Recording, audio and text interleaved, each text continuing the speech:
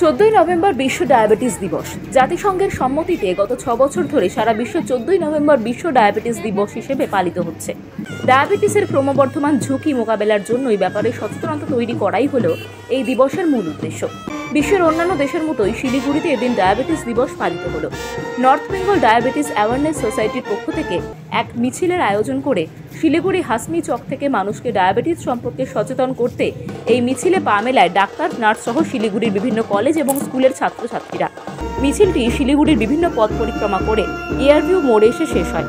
Uttarbanga medical college ও হাসপাতালের super Sanjay Mallick বলেন, diabetes রোগে যারা আক্রান্ত রয়েছে সর্বস্তরের মানুষ যেন সমস্ত রকম চিকিৎসার সুযোগ পায়, এই বার্তা পৌঁছে দেওয়া মূল লক্ষ্য। পাশাপাশি যেসব এলাকায় এই রোগ নির্ধারণ এবং চিকিৎসার ক্ষেত্রে যা যা অসুবিধা রয়েছে তা সহজলভ্য করাই মূল উদ্দেশ্য। এই প্রোগ্রামটা নর্থ বেঙ্গল ডায়াবেটিক অ্যাওয়ারনেস সোসাইটির পক্ষ থেকে আমরা একটা ওয়াকাথন করেছিলাম। এটাতে আজকের দিনটা 14ই নভেম্বর ওয়ার্ল্ড ডায়াবেটিস ডে। এই ক্ষেত্রে এবছরের যে থিমটা রয়েছে সেটা হচ্ছে breaking barrier, bridging the gap.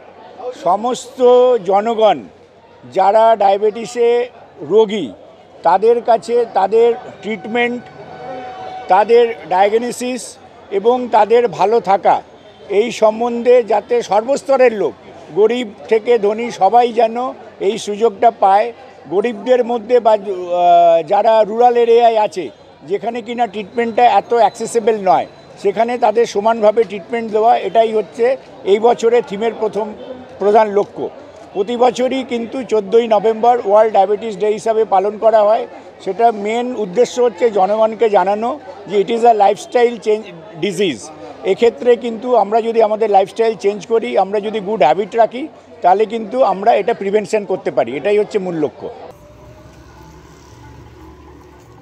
Bureau report, U Bangla TV, Siliguri. আমাদের সম্প্রচারিত খবর যদি আপনাদের ভালো লেগে থাকে তাহলে সাবস্ক্রাইব করতে ভুলবেন না। ইউ বাংলা টিভি, হৃদয় ছুঁয়ে যায়।